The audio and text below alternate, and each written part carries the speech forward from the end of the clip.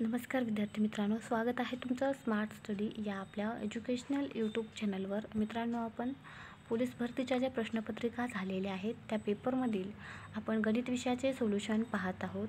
आज आपण पुणे लोहमार्ग पोलीस भरती पेपर 2023मधील जे गणित विषयाचे प्रश्न विचारलेले होते त्या प्रश्नांची उत्तरे पाहणार आहोत. तर चला मग सुरुवात करूया आजच्या व्हिडिओला. आणि आजच्या व्हिडिओमधील पहिला प्रश्न आहे, वजाबाकी करायची आहे. तर सुरुवातीला तुम्ही सगळ्या ठिकाणी पाहू शकता की इथं 1296, इथं 1269, 1293 दिलेलं आहे. शेवटच्या 3 अंकांची वजाबाकी करूया. 13मधून 9 गेले, इथं राहिले शिल्लक 4, इथं राहिले 5, 5मधून 6 जाणार नाहीत, इथं राहिले 15, 15मधून 6 गेले, इथं राहिले 9 आणि या ठिकाणी राहिले 8, 8मधून 2 गेले 6, म्हणजे 694 शेवटी कुठं आहे बघा. तर 694 आहे ऑप्शन नंबर 4मध्ये. म्हणजेच या प्रश्नाचं उत्तर असणार आहे ऑप्शन नंबर 4. पूर्ण प्रश्न न सोडवता शेवटच्या 3 अंकावरून देखील उत्तर काढता येतं. त्यानंतर पुढील प्रश्न आहे, 1 छेदस्थानी 2 अधिक x बरोबर 2 छेदस्थानी 3, x बरोबर किती? तर x बरोबर 2 छेदस्थानी 3 वजा 1 छेदस्थानी 2. इकडं हे प्लसमध्ये होते, इकडं आल्यानंतर मायनसमध्ये झालं. x बरोबर 3 दुने 6, 2 दुने 4, तिरपा गुणाकार करा आणि 3 1 3. x बरोबर किती येणार आहे? 1 छेदस्थानी 6. याचा जर विचार केलात ऑप्शनचा तर ऑप्शन नंबर 4मध्ये हा पर्याय दिसून येतो. त्यानंतर पुढील प्रश्न आहे, बेरीज करायची आहे सरळ सरळ. तर ही बेरीज करत असताना याचं उत्तर येणार आहे ऑप्शन नंबर 1. एकक स्थानच्या अंकावरून सुरुवातीला करू शकता. 9 9 2 18, 9 27 आणि 9 36ला 6. हातची आली इथं 3, परत 9 9 2 18, 9 27 आणि 9 36, 36 आणि 3 किती? 39ला 9, इथं आले हातचे परत 3, हे कॅन्सल झाले की आता 9 9 2 18, 9 27 आणि 3 किती? 30ला 0, हातचे आले 3, परत इथं 9 9 9 2 18, 19 20 21ला 1, हातचे आले 2, 9 2 18, इथे 9 शेवटी आणि 9 आणि हे 2 किती? 10 11, 11 10 96. यानंतर पुढील प्रश्न आहे, एका चौरसाचे क्षेत्रफळ 196 चौसेमी आहे, तर त्याची परिमिती किती असेल? चौरसाचे क्षेत्रफळ बरोबर सूत्र माहिती असेल. चौरसाचे क्षेत्रफळ बरोबर काय? बाजूचा वर्ग. आता 196 हा कशाचा वर्ग आहे? तर 14चा वर्ग आहे. म्हणजे बाजू काय मिळाली? 14 मिळाली. आता चौरसाची परिमिती बरोबर सूत्र काय आहे? 4 गुणाकारामध्ये बाजू, 4 गुणाकारामध्ये 14, 14 आणि 4चा गुणाकार केलात तर किती येणार आहेत? 56 सेमी, ऑप्शन नंबर 2. यानंतर पुढील प्रश्न आहे, रमेश व सुरेश यांच्या आजच्या वयाचे गुणोत्तर 4:5 आहे. आणखी 6 वर्षांनी ते 7 होईल, तर रमेशचे आजचे वय किती वर्ष असेल? तर रमेश आणि सुरेश हे 2 व्यक्ती आहेत. यांच्या आजच्या वयाचे गुणोत्तर 4x आणि 5x आहे. आणखी 6 वर्षांनी म्हटलेलं आहे, म्हणजे 4x अधिक 6, 5x अधिक 6 हे गुणोत्तर किती होणार आहे? 6 7 होणार आहे. आता या 7ने याला गुणा आणि 6ने याला गुणा. कसं होईल? 7 6 42x अधिक 7 चौक 28x अधिक 7 6 42 बरोबर 6 पासा किती? 30x अधिक 6 6 36. आता इथं 28x आहेत आणि इथं 30x आहेत, म्हणजेच राहिले किती? 2x. 2x बरोबर 42 आणि इथं 36 आहेत, म्हणजेच इथं किती येणार? 6 आणि x बरोबर ह्या 2ने 6ला आपल्यानंतर किती येणार आहेत? 3 येणार आहेत. रमेशचे वय विचारलेलं आहे. रमेशचे वय आहे 4x, xची किंमत आहे 3, म्हणजेच 4 गुणाकारामध्ये 3 केल्यानंतर किती येणार? 12. जर सुरेशचं विचारलं तर 5 गुणाकारामध्ये 3 केल्यानंतर किती येणार? 15. आपल्याला विचारलेलं आहे रमेशचे वय. रमेशचे वय किती आहे? 12 वर्ष. त्यानंतर पुढील प्रश्न, 14चा वर्ग अधिक 6चा वर्ग आणि छेदस्थानी आहे वर्गमुळात 324. आता 14चा वर्ग किती येणार आहे? 196. 6चा वर्ग किती येणार आहे? 36 आणि वर्गमुळात 324 हा कशाचा वर्ग आहे? 18चा. आता यांची बेरीज करा, ती येणार 232. छेदस्थानी काय? 18. 18ने भाग दिला तर 18 1 18, किंवा इथं संक्षिप्त रूप द्या, पूर्णांकयुक्त अपूर्णांकामध्ये आहे. 2ने भाग द्या, 2 9 18, 2 1 2, 2 1 2 आणि 2 6 12, म्हणजे 116 छेदस्थानी 9, ऑप्शन नंबर 4मध्ये. यानंतर पुढील प्रश्न आहे, एका शाळेतील वर्गामध्ये 65 विद्यार्थ्यांची सरासरी वय 9 वर्ष आहे. त्यामध्ये शिक्षकाचे वय मिळवल्यास त्यांचे सरासरी वय 9.5 वर्ष होते. तर शिक्षकाचे वय किती? 65 विद्यार्थ्यांचे सरासरी वय किती आहे? 9. 65 गुणाकारामध्ये 9 केल्यानंतर येणार आहेत 585. त्याच्यामध्ये शिक्षकाचे वय मिळवले म्हणजे एकूण झाले 66. सरासरी वय होणार आहे 9.5. याचा गुणाकार केला तर येणार आहेत 627.0. तर 627 मधून हे 585 वजा करा. 7 मधून 5 गेले तर राहिले शिल्लक 2. 12 मधून 8 गेले 4. म्हणजे शिक्षकाचं वय किती येणार आहे? 42 वर्ष. Option number 1. यानंतर पुढील प्रश्न आहे, x छेदस्थानी 225 बरोबर 1125 छेदस्थानी 15. तर x बरोबर किती? तर अतिशय सोपं आहे. x गुणाकारामध्ये 15 येईल आणि 225 गुणाकारामध्ये 1125 येईल. हे 15 गुणाकारामध्ये आहे, इकडे येऊन भागाकारामध्ये होईल. भाग दिल्यानंतर त्या ठिकाणी 15 × 15, 15 × 15, 15 × 5 = 75. 15 आणि यात 1125चा गुणाकार केला तर गुणाकार येणार आहे 16,875. Option number 4. यानंतर पुढील प्रश्न आहे, मुंबई अहमदाबाद बुलेट ट्रेन मुंबईहून 13:20 वाजता निघून 16:20 वाजता अहमदाबादला पोहोचते. मुंबई ते अहमदाबाद अंतर 600 किलोमीटर आहे. तर बुलेट ट्रेन ताशी वेग किती? अंतर किती दिलेलं आहे? 600 किलोमीटर दिलेलं आहे. 13:20 वाजता निघते आणि पोहोचते कितीला? 16:20ला पोहोचते. या वेळेमधला अंतर किती आहे? 3 तास आहे. म्हणजे 3ने याला भाग द्या. 3 × 3, 3 दुने 6.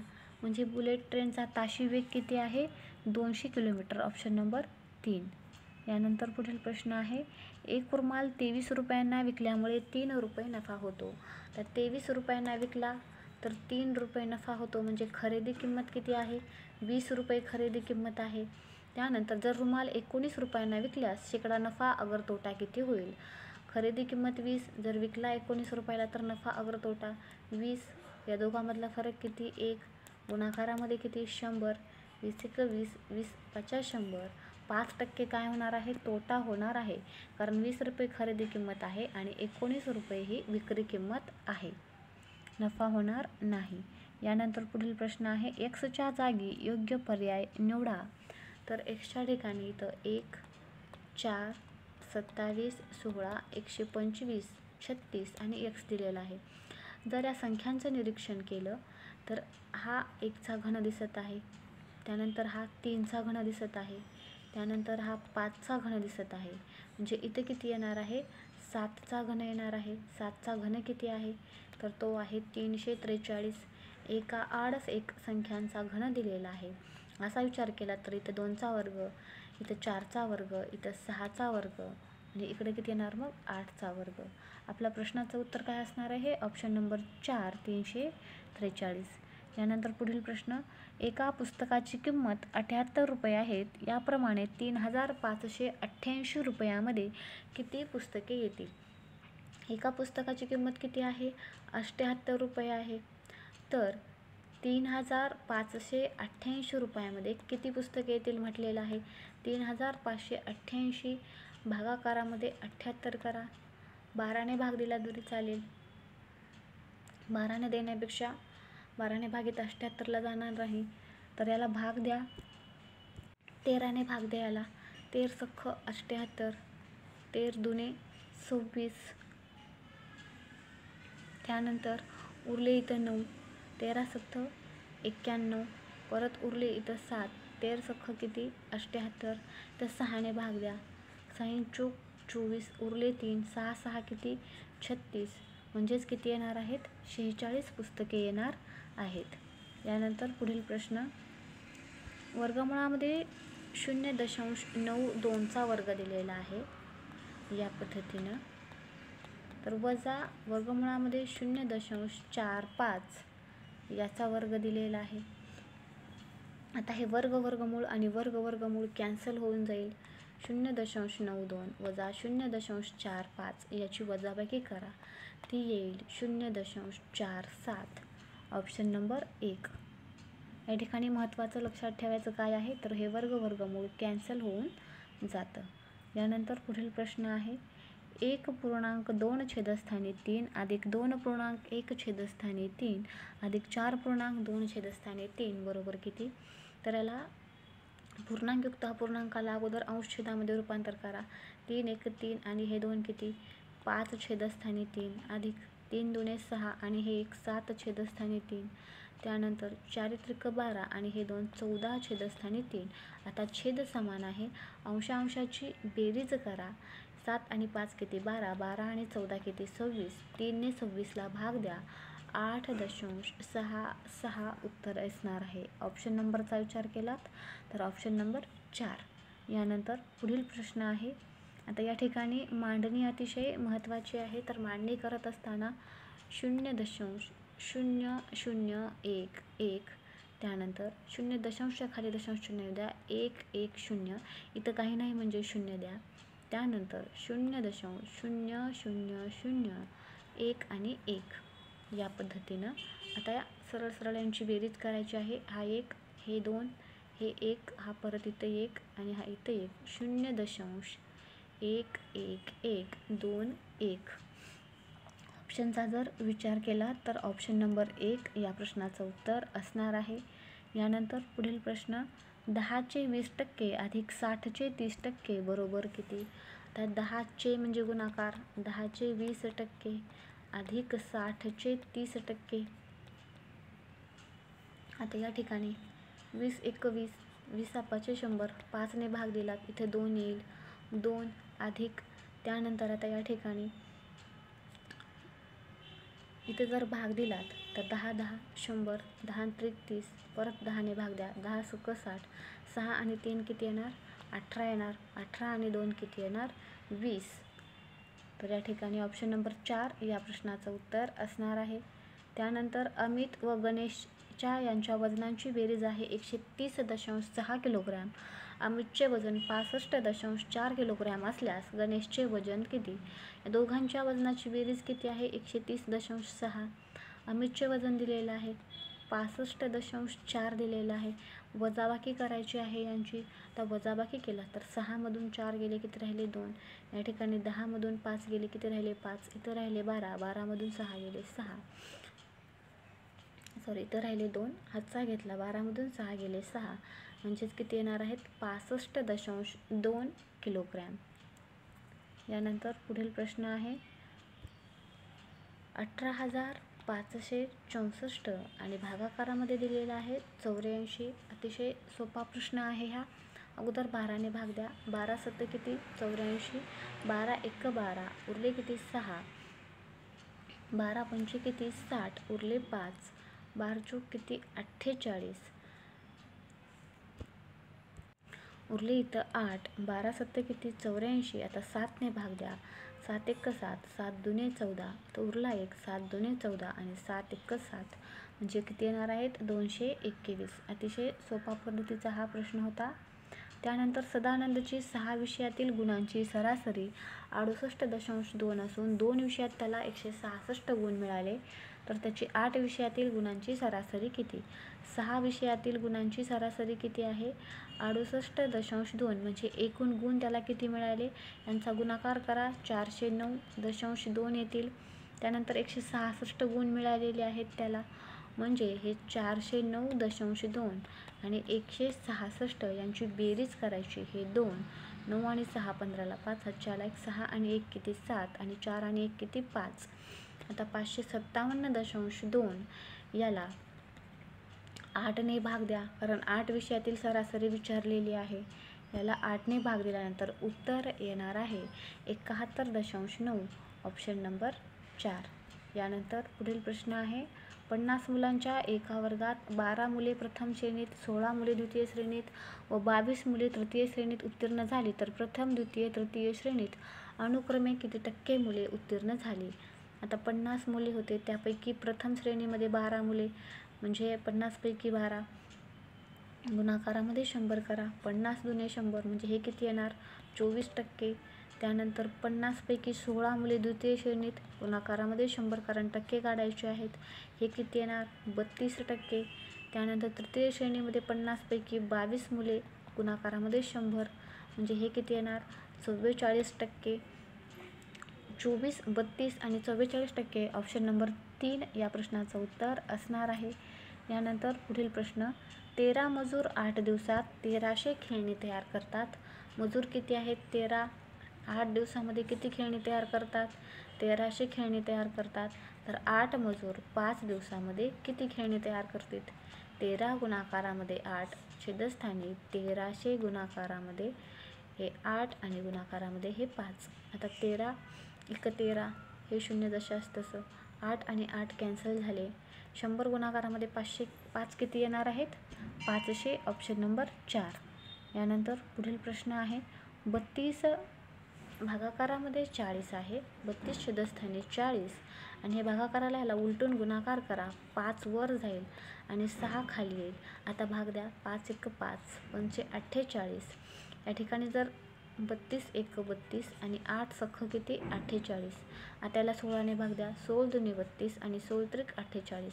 म्हणजे फायनल उत्तर काय असणार आहे? 2 छेदस्थानी 3. यानंतर पुढील प्रश्न आहे, 19चा घन किती येईल?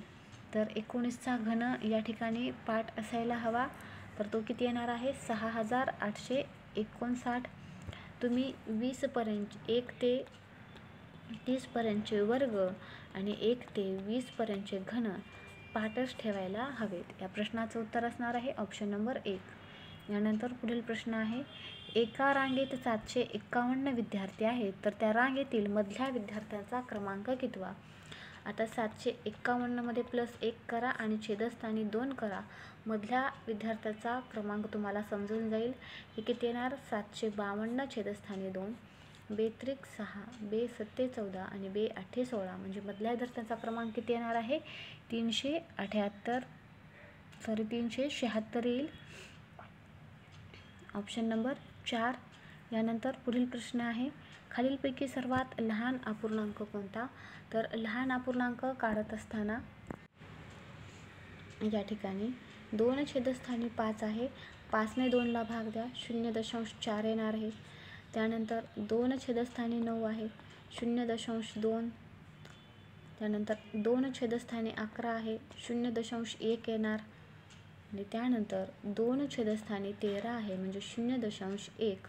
आता हे 2 समान आलेले आहेत म्हणजे याचे 2 अंकापर्यंतच्या किमती काढायच्या.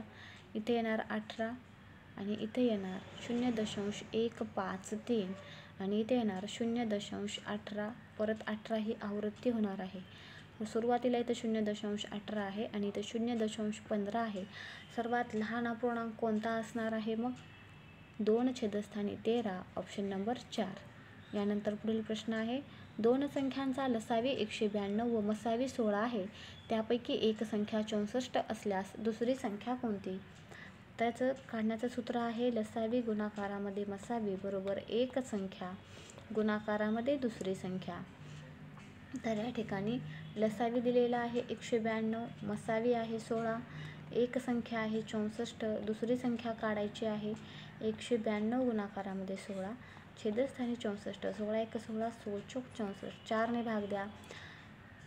4 चौक 16, उरले 3, 4 8 किती? 32. म्हणजे किती येणार आहे दुसरी संख्या? 48, ऑप्शन नंबर 1. मित्रांनो, अशा प्रकारे आज आपण मुंबई लोहमार्ग पोलीस भरतीमध्ये जे प्रश्न विचारलेले होते ते पाहिलेले आहेत. भेटूया पुढच्या व्हिडिओमध्ये. व्हिडिओ आवडल्यास लाईक, मित्रांसोबत शेअर आणि चॅनलला सबस्क्राईब करायला विसरू नका. भेटूया पुढच्या व्हिडिओमध्ये.